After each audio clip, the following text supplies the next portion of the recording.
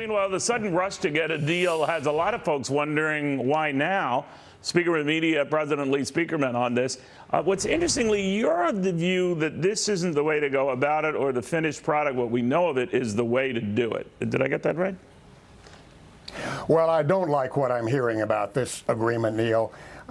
First of all, let's frame this. Whenever you hear the phrase free trade, that is code for cheap foreign labor. And unfortunately, Wall Street fat cats are addicted to that.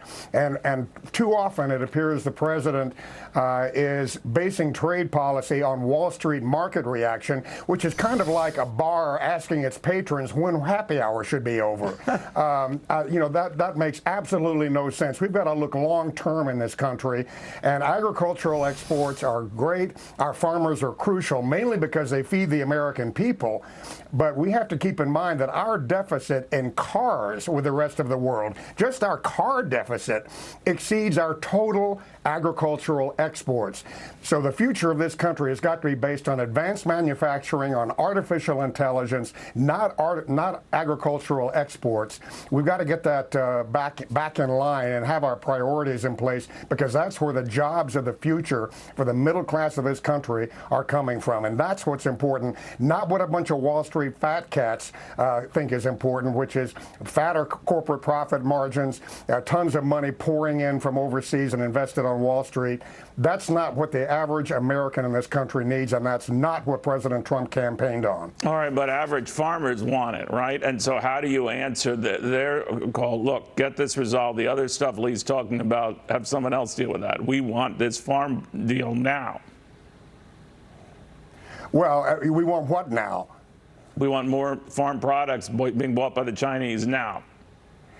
Well, look, sending American soybeans so that they can feed their pigs in China is not the most important thing for our country.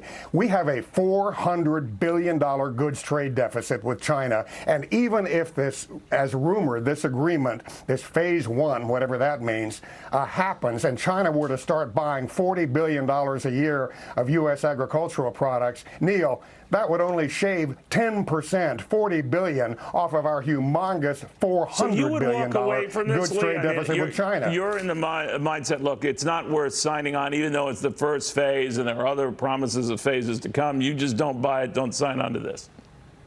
I don't buy it. Neil, China cheats. And as I've said before, Robert Lighthizer and his team are brilliant, but it doesn't matter how terrific the deal they negotiate is. And this is not a very terrific deal, frankly, from what I'm hearing. But even if it were, China cheats. They're not going to live up to it. They've never lived up to their trade agreements in the past. Why are they going to start now? The one thing we can do, that we can measure and that we can enforce, and that's worked in this country for 200 years, is impose tariffs.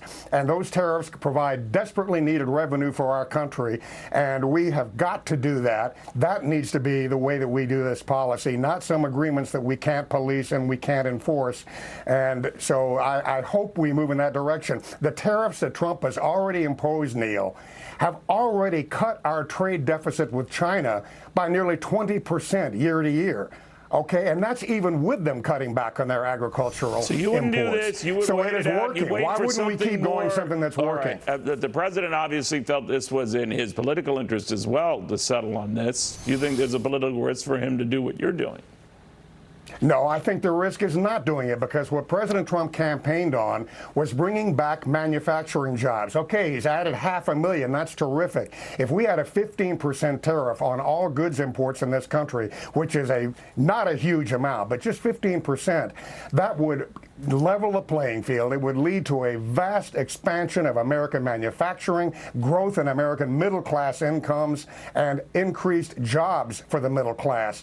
That's very important. And on top of that, as I mentioned earlier, it would raise an additional $300 billion a year. Neil, what President Trump has failed to do with his trade policy and the tariffs is lay out a plan. What could this country do with the $300 billion a year in revenue from a 15% import tariff?